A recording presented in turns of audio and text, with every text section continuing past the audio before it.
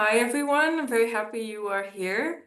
Welcome to, I believe, is the first lessons from the school.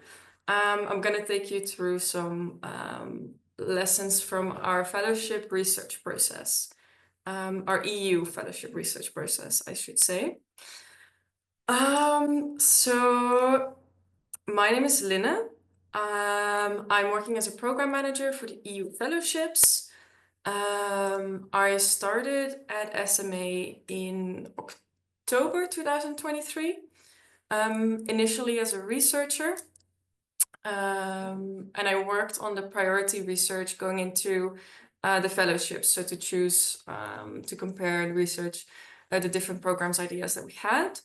And then I transitioned into a program manager role afterwards. So now I work a lot on process improvements, evaluation of our fellowship programs. My background is in ecology, conservation, and philosophy. Most of my work has been related to human-animal relationships and animal welfare work. And that also meant that in the research phase in 2023, I mostly worked on the animal welfare and agricultural reform research. And we had another researcher with us who led most of the global health and development research. And I am quite curious, just before we begin, to learn a little bit about you and why you were interested in this session. So I'm gonna try to see if I can pop up a poll.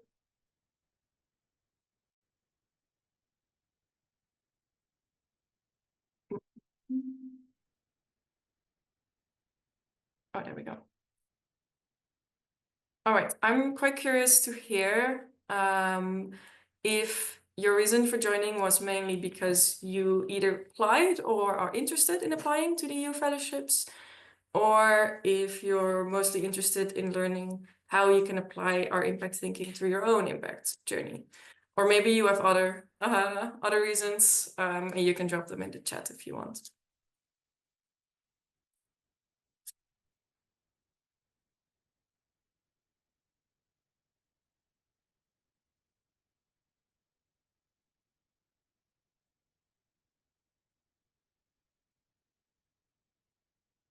Oh, let me see, it's coming to a close, so I will share it with you. So most of you, about 62%, is interested in learning how you can apply this to your own impact journey. And then there's also about 27% who are interested because they're interested in the fellowship. So that's good to know. So see, at SMA, I think this is a nice one to start with, because we take this kind of Gandalf and Frodo approach. And for you who don't know the story, Gandalf was a wizard. He knocked on Frodo's door. He said, "Hey, listen up. The world is on fire. There's this evil wizard. He wants to destroy the world. We have a solution. You have to take this ring and throw it in this volcano." So what he didn't say to Frodo was, "Frodo, what's your passion? What is it that you want to do?" So we believe that almost all great heroes of histories were driven by what was needed in the world and not what they liked to do. And this is kind of the approach that we take in the fellowships. They're quite unique in that way because we research and then we decide on very specific topics and focus of the fellowships rather than just letting people join and kind of choose their own focus. So today I will take you through why we actually take this approach and a bit about how you can decide what to prioritize. So how we decided to do that in our research phase. And I'm hoping that that can give you some more of the general tools that you can also apply to your own thinking. So I will start with a presentation, which will be probably about 25 minutes. You can just drop all your questions in the Q&A or in the chat.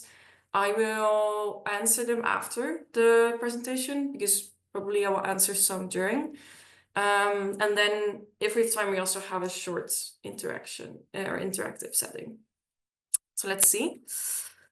Right, I want to start with why we think it's important to spend time actually on considering, what to spend our time and resources on. There's something there because you could also say, let's just spend that time on actually doing something, right? Especially if one of your founding principles is action. So there's a key belief about how the world works that's underlying there. And it's often our intuition that most things in the world have what in statistics we call a normal distribution. So for example, the global average height of women is 160 centimeters. For men, I believe it's about 170. So most people are about that height. And then, of course, there's variation to both ends of the extreme. But the closer you get to those extremes, the smaller amount of people are captured by that range. And if you would apply that same distribution to, let's say, solutions that address world problems, that would mean most of them would be about average in terms of effectiveness. So about in terms of how much impact they make. And then there's some that are a bit less effective. There's some that are a bit more effective. And in that case, it would make sense to say, let's just actually get to work and choose something because your time is probably better spent that way. We believe, however, that when it comes to problems, solutions, and talent, these things aren't really distributed quite like that. We think that power laws apply to those things. So power laws are also a statistical distribution in which most values, let's stick with solutions to world problems, are very, very small, so very, very ineffective. And then there's a very small number of interventions that are super effective. If you apply that previous example of height, that would mean that most of us are tiny, and then there's a small number of people who are like giants. That would be quite a strange world, and that feels very counterintuitive. But we do believe that when it comes to talent, problems, and solutions, it's kind of like that. So that the most talented people, the most important problems, and the most effective solutions are more than 10 times, or maybe even more than 100 times more impactful than the rest. Then, of course, you could see it as kind of a glass half empty situation where you think, most of the things that you could spend your time on will not be that effective. But on the other hand, if you do take time to research and prioritize and strategize very well, you're increasing your chances of being in that tail end and making a lot of impact. And this is the reason why we think it's important to spend some time and research to actually do that. So how can you increase that chance to be in that tail end? Well, in reality, that answer is quite complicated and complex, but there are some frameworks that can help you. So, for example, we have our SSS framework. What we want to focus on are problems and solutions that are sizable, so big in terms of scale, right? So how many people or how many animals does it affect? How scalable is the solution? Then we also want to look for problems that are solvable, that are actionable. So where we know that we can make real progress and how to make real progress. Finally, we're looking at problems and solutions that are sorely overlooked, so that are neglected, because you can make much more impact on issues where there aren't already a lot of people working on, or where there isn't already a lot of money being spent, because your added value is just much bigger there. All right, so a bit about our research process that went into the EU fellowships. We started with a long list of potential programs that at first sight, they seemed that they could score somewhat high on this SSS framework. We consulted with domain experts, We looked at the research literature, and we relied for a big part on existing prioritization work that is done by others. So, for example, Open Philanthropy, 80,000 other hours, and other organizations. But this kind of prioritization work is very common among what some of you may know as effective altruist organizations. And it's very valuable, but at the same time, we wanted to be open to consider problems and solutions that weren't traditionally prioritized by those groups. Also because we are slightly have some different values and perspectives. Then we shortlisted this long list. We narrowed it down based on domain experts estimating that a lack of talent was really a key bottleneck to achieving progression on this outcome. And we're also looking for programs that can place talent in existing organizations, because that's our fellowship model. So that means that those organizations have to exist, for example. So instead of supporting talent to start their own organizations, like, for example, charity entrepreneurship does. Then we had an in-depth research phase in which we did in-depth research for about 7 different programs, where we created an extensive theory of change, which is a very explicit theory of how and why we think a program leads to certain outcomes and impact. And there you really outline your different assumptions that you have and the confidence that you have in the evidence behind those assumptions. We also looked at different downside risks, potential downside risks, and we considered the feasibility of the program. Then before we came down to our final 2 fellowship topics that we chose, all programs went through what we called the 3 lines of defense.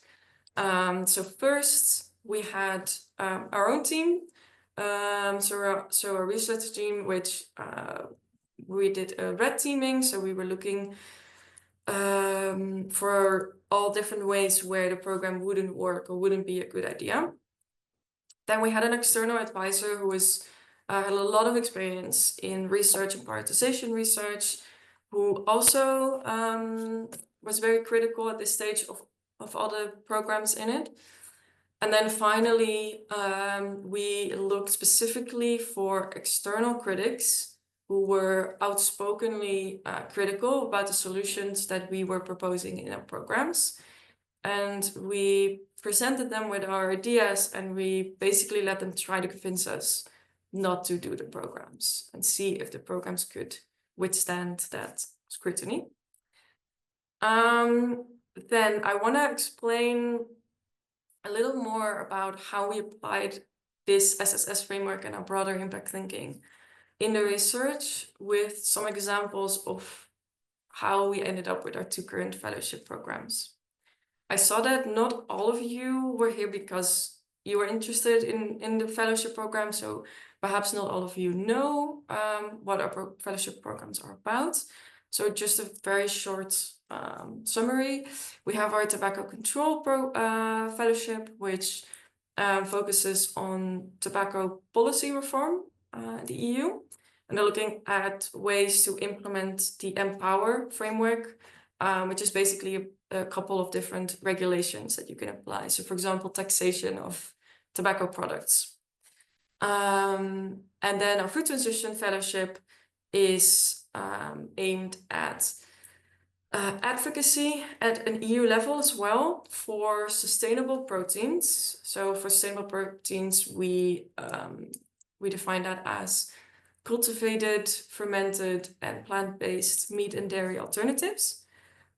So this program focuses on advocating for sustainable proteins at an EU level, increasing public innovation for it, and better regulation. So our first criteria was sizable. How you can think about size in terms of a problem is, for example, how many people or animals does it address? How scalable is the solution? So within a cause area, you can prioritize quite well. So for example, within global health and development, we know that tobacco use is the biggest cause of preventable death worldwide, with about 8 million deaths each year. The health damages caused by tobacco are 13 times that of malaria. And it killed more people than all wars combined. So that's quite huge. Then comparing it between cause areas is more difficult, because how do you compare these numbers with the potential existential threats of, for example, another pandemic? Or how do you compare this with the numbers of animals that are suffering in our current food system? So we know that there are over 220 million animals that are killed daily for food production purposes. And that is excluding hundreds of millions of fish and more than 1 billion shrimps each day. So we don't compare between these different cause areas, but we do prioritize within them. And we apply what we call moral circle expansion as a principle to our thinking. So moral circle expansion means that we don't just care about people who are living next door to us, but also people who are living anywhere else in the world. And we don't just care about people who are suffering, but also other animals that are suffering. And then finally, we don't just care about people and animals today, but also future generations. So you can also apply this thinking about size to solutions. So for example, our food transition fellowship doesn't just address animal suffering, it addresses a lot of other very important cause areas of which animal agriculture is a major driver. So for example, climate change, biodiversity, global and public health. So an example of a program that was dropped because of this criteria would be programs that are very local in size. So that only if that means their solution are very local focused. Then our second criteria was solvable. And the way you can think about this is, are there realistic policy windows? Do we know what is good to do for a certain problem, or is that actually very uncertain? Are there possibilities for making coalitions, for example? So if we take our current programs again as examples, we know that for tobacco control, there is very strong evidence that governments can effectively deliver all 6 Empower regulations. And we know that they're extremely effective, and there's strong indication that phase-outs are possible in the EU. Then for food transition, we see sustainable proteins as a scalable solution in our food systems, and as a tractable solution because they fit within our existing food system. They don't require an overhaul of our manufacturing and retail systems, and they don't require shifts in consumer diet choices. There's been a lot of attempts to change consumer behavior, but almost all of those attempts have been largely unsuccessful, or at least insufficient. So this is why we think it's very important to be what we call solution agnostic. So not to have a favorite solution that you just copy paste on every problem, but to look at the real world data of what works for a specific problem. And an example of a potential program that was dropped on solvability was interventions to improve democratic resilience. That is obviously very big in scale and becoming more and more real. But in our initial research phase, we couldn't discover interventions for this that were proven to be effective. And of course, that doesn't mean you shouldn't work on them. So for example, now we are continuing our research on this topic. Then our final criteria was sorely overlooked. So how neglected is a problem, or how neglected is a solution type? You can think of that as how many full-time equivalents are working on it, for example, or how much money is being donated to it. For tobacco control, unfortunately, we know that it's not a very sexy problem. It's incredibly neglected. We see that also in our applications.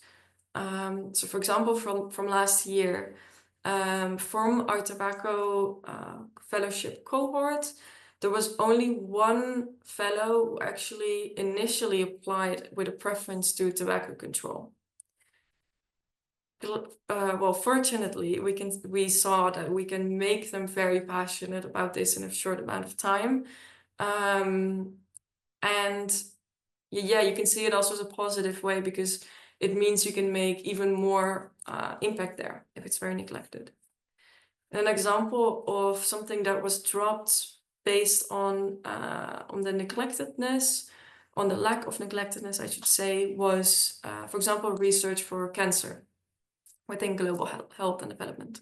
So compared to cancer research or cures in general, prevention is incredibly neglected, fortunately. Then for our food transition fellowship, within a broad field like this, which is very different, right? Food transition is so much more broad than tobacco control.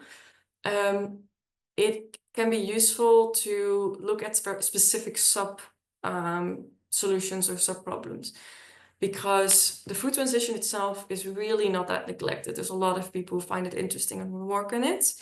But if you're looking, for example, in or at the political work around alternative proteins, that is incredibly neglected. And for example, if we're talking about animal welfare as a cause area, is also incredibly neglected. Then one of the questions that we very often get is what other programs were dropped at a later stage. So this is just some examples besides the ones that I mentioned. So within animal welfare, besides the one that we went for, which is our lobbying for alternative proteins in the EU, which is our food transition fellowship, other potential programs were strategic litigation for animal advocacy in the EU, animal advocacy for policy reforms in the EU in general is very neglected. But strategic litigation at an EU level is almost non-existent. It's there on member state levels, but at an EU level, almost not at all. Then the other one was increasing the fundraising for animal advocacy nonprofits, because we saw that there was a huge talent bottleneck when it comes to fundraising and management and leadership roles within animal advocacy nonprofits. Then with our global health and development, besides our tobacco policy reform program, another program that was eventually dropped was increasing the quantity and also the effectiveness of foreign aid spending. All right, so before I dive into the interactive part, I want to see if there are some questions from the audience. I'm gonna open up the chat. All right, let's see. Sheila is saying, what is the School of Moral Ambition's relationship to effective altruism movement? Do you consider yourself to be part of the movement or inspired by it or not? That's a really good question. And I would say we definitely inspired by it. We take a lot of inspiration from some of these principles, right? So our SSS framework is basically the ITN framework from EA. So tractability, impact, and ITN impacts, tractability, and neglectedness. So there's some of these things. So like the prioritization is very much inspired by the EA movement. But then there's also some things where we differ quite a bit. So for example, some things that would be different is that we also care a lot about other things than just utilitarian concern for example, suffering. So we also care about things such as, for example, fairness and equality.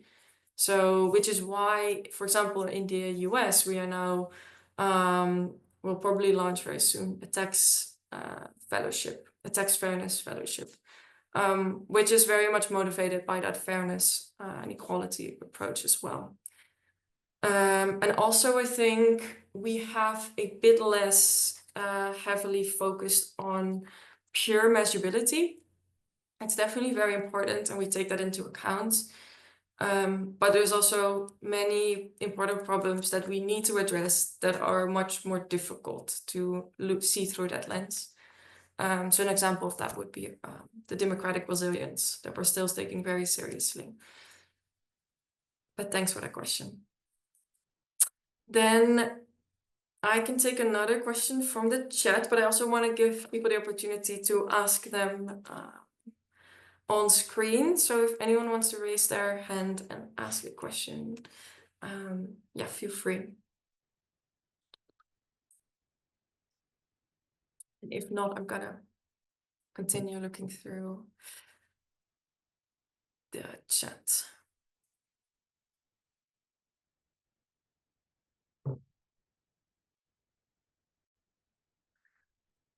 Oh, right.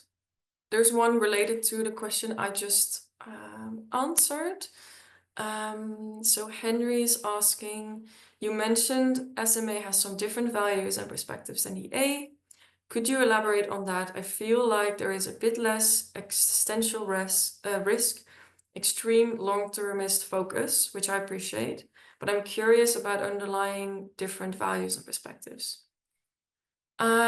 So just to give some context for people who might not be so familiar with effective altruism, so long-termist or existential risk relates to one of the things I mentioned was our moral stock expansion, and part of that was the concern for future generations.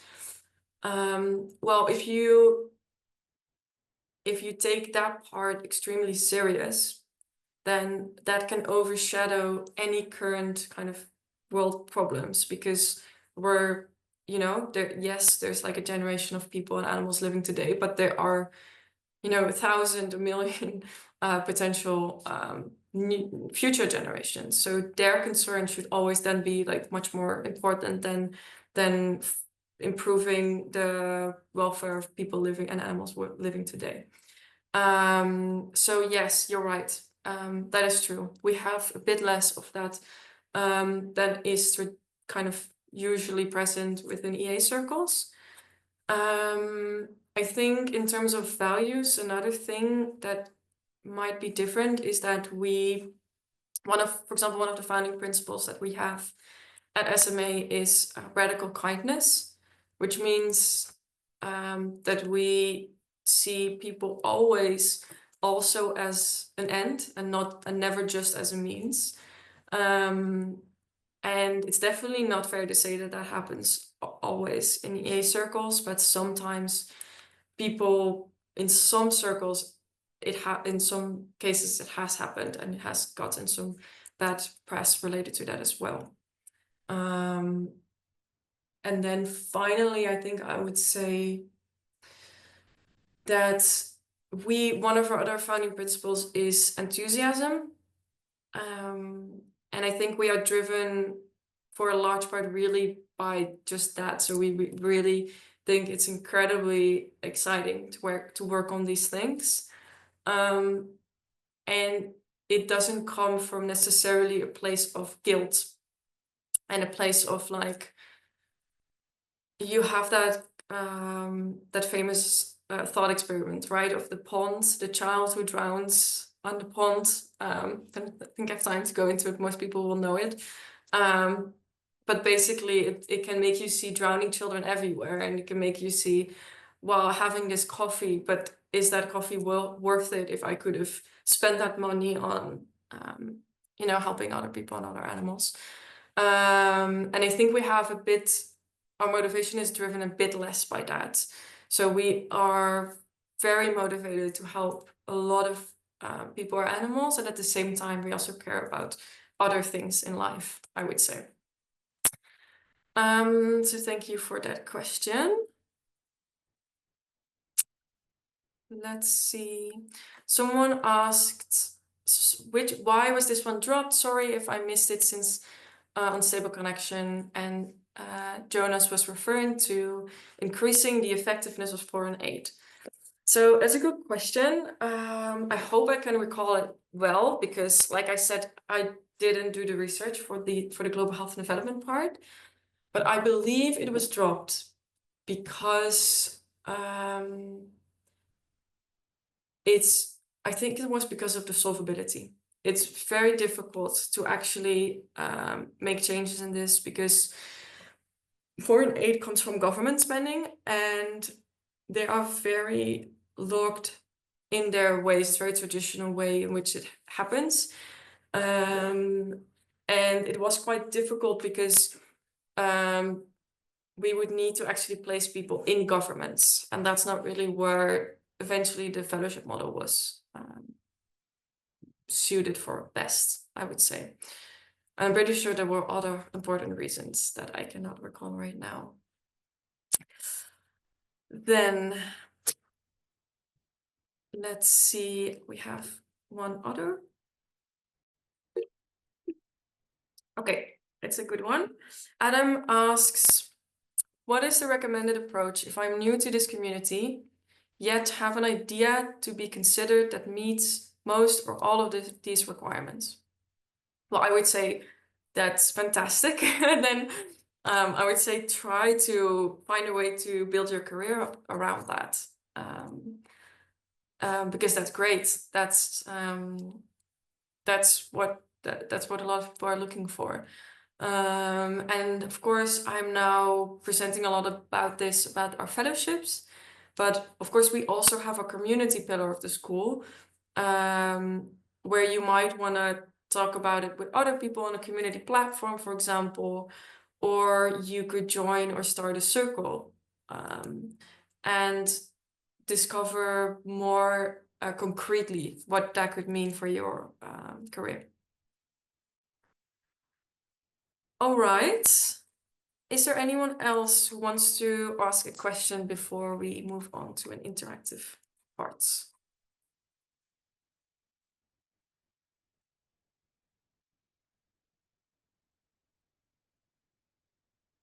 Oh, I see one that I missed, I think. Katja's asking, how many people were involved in the evaluation of the different programs? So I am assuming that you mean the 3 lines of defense, or do you mean the evaluation afterwards? So maybe to try to answer both. We were quite a small team back in 2023. It was me and, like I said, one other researcher. We had Jan Willem van Putten, who was also helping out with the research, who's now our global director. And then we had our external advisor, who also worked part-time with us to advise us. And that was about it. Then, of course, we had the third line of defense, where we involved external critics. That differed per program, but I believe there were about maybe 3 to 4 external critics who were involved in that way. But besides that, of course, we took into consideration a lot of other external critics through their work that is just publicly available. But there were about 2 to 3 people who were consultants, like face to face. Yes. Let's see if I missed anything else.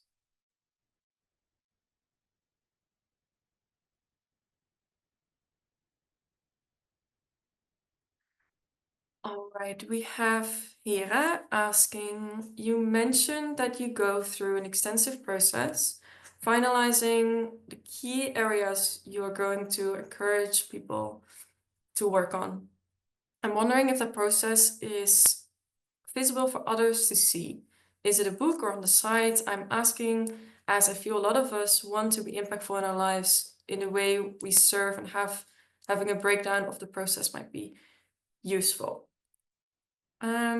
So you're referring right to basically the research process, I'm assuming. That's a very good question, and I think a very fair one. And we are quite kind of in two minds about this, because on the one hand, we want to make all of this public because we want to be transparent and we really believe in this process. And we think people can learn a lot from it, like you said, for their own thinking about their professional development. And at the same time, it requires quite a lot of context, to be honest. So like you're already seeing now, there are so many questions that arise, and fair enough, right? From this, that if we would make it public, that would require a lot of context and capacity. I think we could hire a full-time person to answer all the questions that we would get. Because then we always get, why isn't this problem or this solution on it, or we would have deep philosophical discussions on the values and the principles that we use in our research process. So right now we just don't have, we're quite a small team, we just don't have that capacity. But it's something that we are still working on and still have at the back of our minds. But we might look at different ways in which we can kind of share more about the process in a general way on the community that can help people. But it's not there yet. But it's a very good question. All right, I want to move to the interactive part, since I don't see anything else coming up, I believe. Okay, let me pull my notebook on. All right, let's see. So let's take a very specific scenario. So let's say we are trying to help people, and we are looking specifically, we want to tackle the problem of millions of people dying each year because of waterborne illnesses. So for example, contaminated drinking water. We want to save as many lives as possible. And let's say that you have 10,000 euros available. You don't actually have that much time to work on it, but you have 10,000 euros available to donate.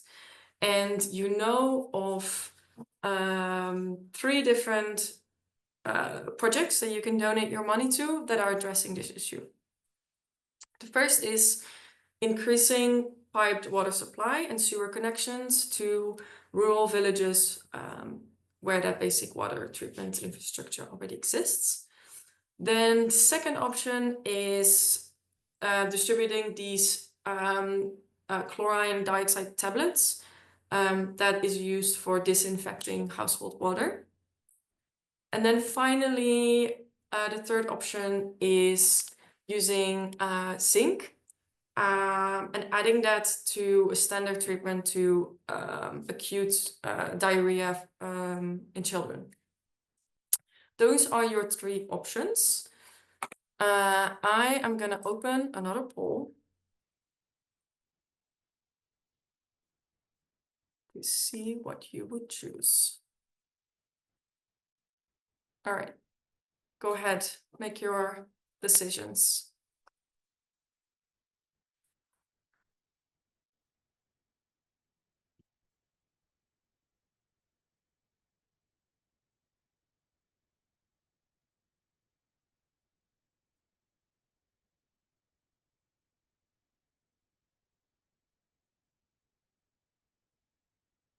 a couple of people still thinking, so I'm giving you a bit more time.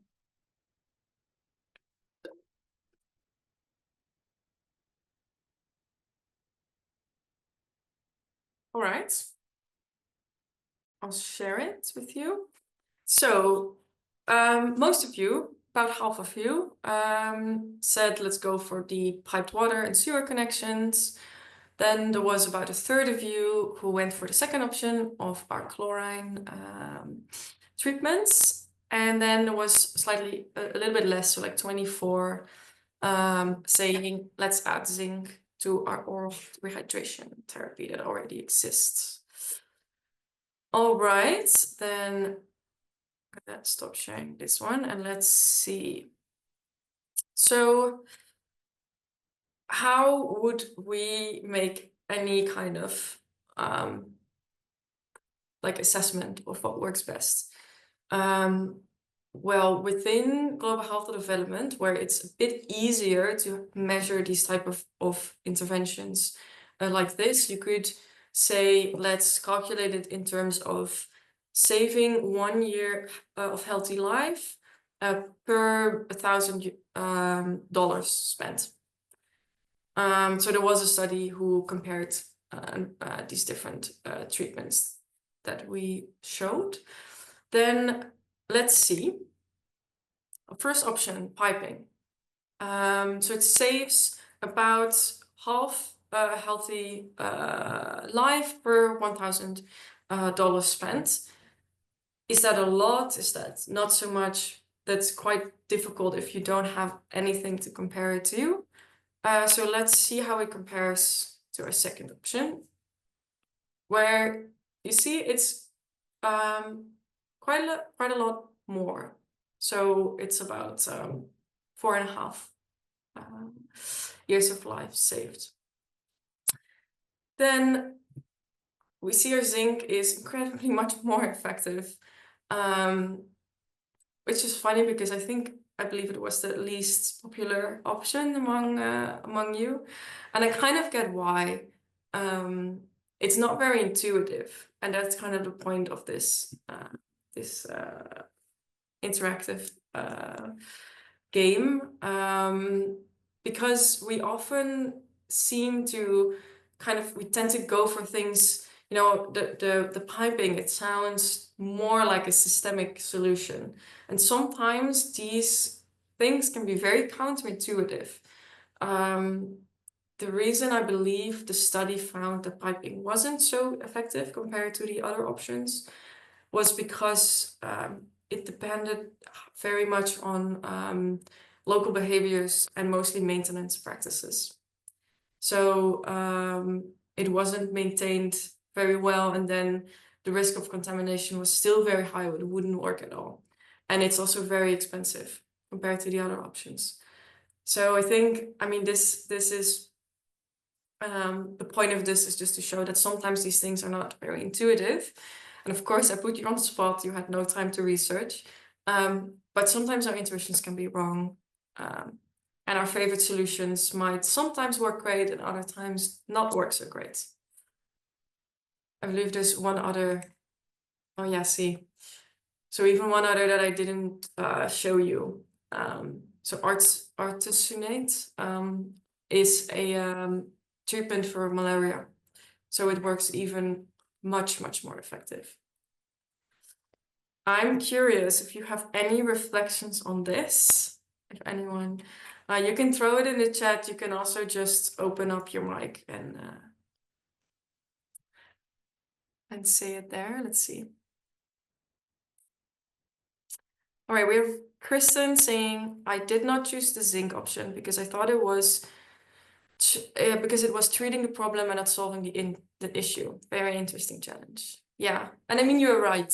You're right. It's not. So it's also, I mean, these things are incredibly complex, and there's a lot to say about this, right? It doesn't mean that this is like the best.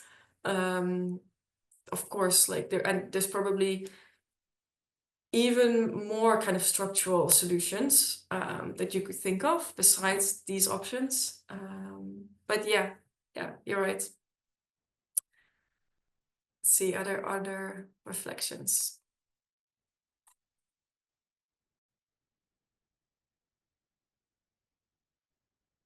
Oh, I see someone raised their hand. Henry, go ahead. Yes, sorry, my thank you. First of all, thank you very much for this amazing talk. I really like it so far, and it's super informative. Um, yeah, I find it's very interesting, and also what you said, it's at parts counterintuitive, and it made me think here as you said, here you can see very much direct effects in health and well-being, and it made me extra curious for what you're currently researching also on the, for instance, democratic resilience domain, because what I, for instance, realized there is that with what now Trump, for instance, did to USAID, you can really see that the indirect effect of something like, well, let's say that there is some problem with democratic resilience there, or stability, I don't know, institutional stability, that can have disastrous impact. So then even if you have a very good, effective running program, it can get blown out of the water like Yeah. that, right? And it's hard to predict that. I recognize so I would be very curious to keep following up on. I think that's the main message for me on whether you will be able to find some stuff that on that front also that is promising in terms of solving this issue. And for now, thank you very much for this great talk. Cool. Thanks so much for sharing that. Yeah, that's a really good reflection, I think. And it's true. I think some problems lend themselves much more easily to these kinds of comparisons, and it makes it more easy to kind of prioritize among this. And you're right, for a topic like democratic resilience, it's much harder, especially because there's so many more, like you said, kind of uh, like things that are outside of your control. And one of the things that we've didn't find yet for this topic was real kind of, there is a lot of research going into, there's a lot of think tanks kind of going like, oh, what could we do in terms of improving democratic resilience? But what there's actually not a lot of research in is which things then are more effective, which ones are more cost effective. There's not so much research going into that. So there's a huge gap there. And since we are kind of like a doing organizations, we get the people and we get them to do it. We need that before we can get those people to quit their jobs. And it's true, but you touch upon a good point as well, that one of the things we do in our research is we identify potential failure modes of our programs. And sometimes those include kind of random things in the world that we have no influence over. So there could just be, our theory of change could be very solid, but because there's this weird thing going on, or Trump did this other ridiculous thing, it's just, it is not working. So yeah, that's a very good reflection. Thank you for that. I see someone else has also raised their hand. Mariano, go ahead. Yeah, thank you. Yeah, I had in work, I had a good example of another project that was in this field, and it was also a good example because one in the chat is the one person talked about sustainability, and I think it's a very important factor in this kind of like or like not statistical, but on this kind of data analysis, that if you include how to see, the participation of the community itself in this kind of project, that that this project can also sustain for much longer, and stop this kind of dependency on like foreign aid in this field. And one example I really liked in this project was in Kenya, and it was like a German organization that helped them, how to say, to have this infrastructure, and mainly because in Africa some of the main parts of the mechanism wasn't there, but they more or less managed themselves, like helping to pay for itself in this community. So it's interesting that the mainly the work that was getting done was helping them to have this infrastructure, but then they more or less made the financiation of the personnel and everything by the community itself. So the question is always like, how many people can they help, but also like how sustainable is like this project going to be in like many years afterwards? Because sometimes I think this kinds of dependency also starts like maintaining itself through this kind of aid that is actually like a good thing, but sometimes can also like repeat this process of dependency also, right?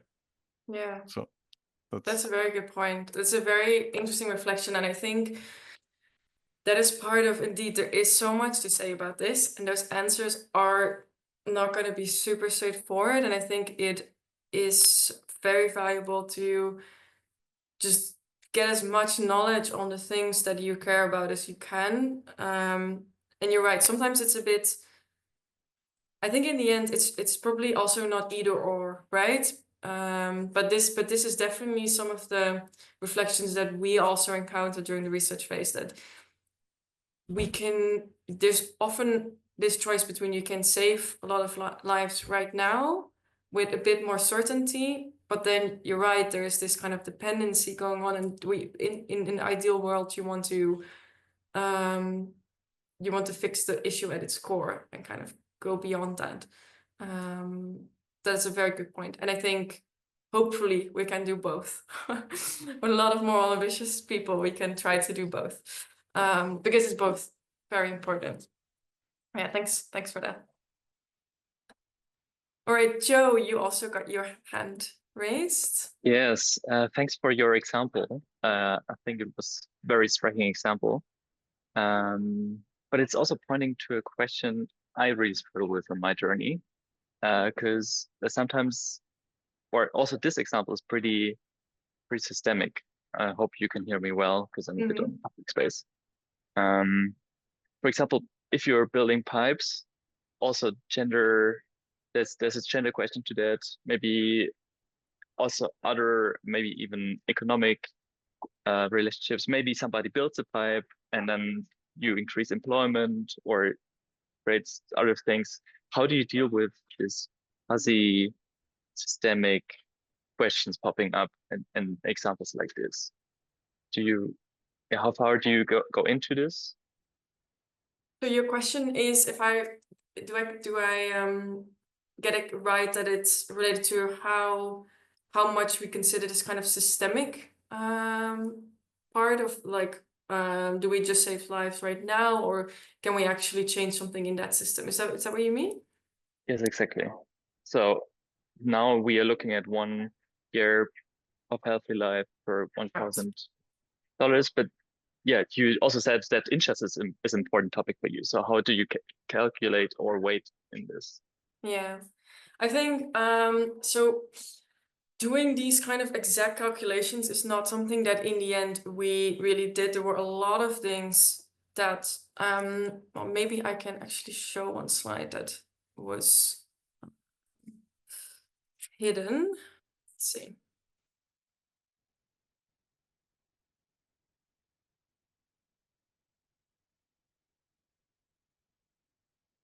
Go to this one. Yeah, I can't click on present mode because it's skipped. So we do it like this. So basically, yeah, there were a lot of different things that in the end we would consider, and it wouldn't, but this was just one of it. So it would be kind of the potential for short-term success and how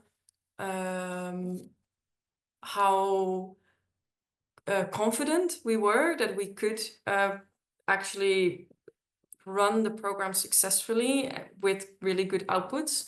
But then also we were looking at, for example, marginal impact. Well, in these cases, they were quite similar. But another good example is, for example, for our animal welfare programs, where I think this one was a good example. Our fundraising for animal advocacy nonprofits was one that was super clear, very tractable. We knew we could do it, and it would have very clear program outcomes and very clear kind of measurable outcomes for how we helped not just the snow profits, but of course animals in general.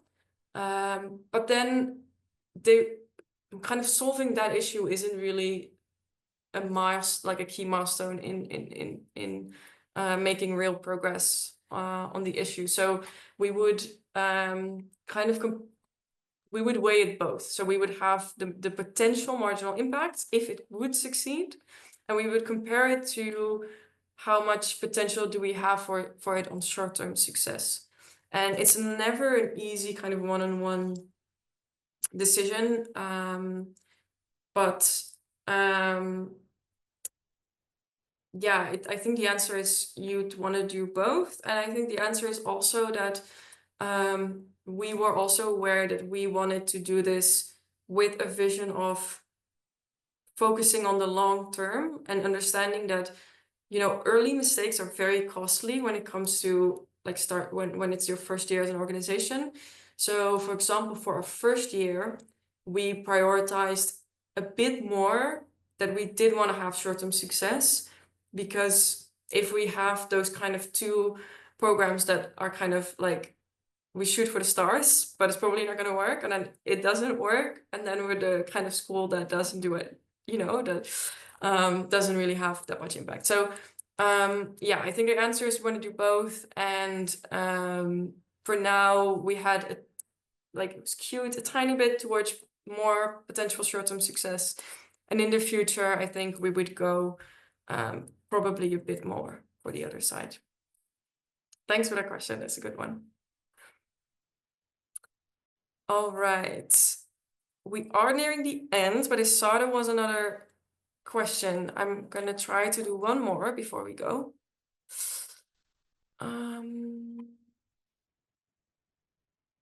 It's the one someone actually mentioned in that question, but let's do it anyways.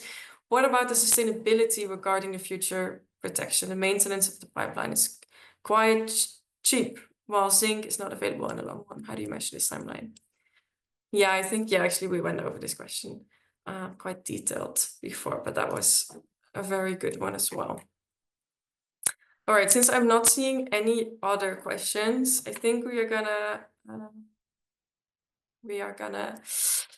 end it for now. I really appreciate you being here and listening and asking these very good questions. And I hope it was helpful for you, either if you are interested in applying to the fellowship and you wanted to know why we have this kind of approach with our fellowship, or if you're looking just to find, you know, to do in your own professional journey to get more, to move towards more impact. I hope that some of these things helped you a little bit. And yeah, I wish you a lot of good luck. So thanks, and I'll see you later.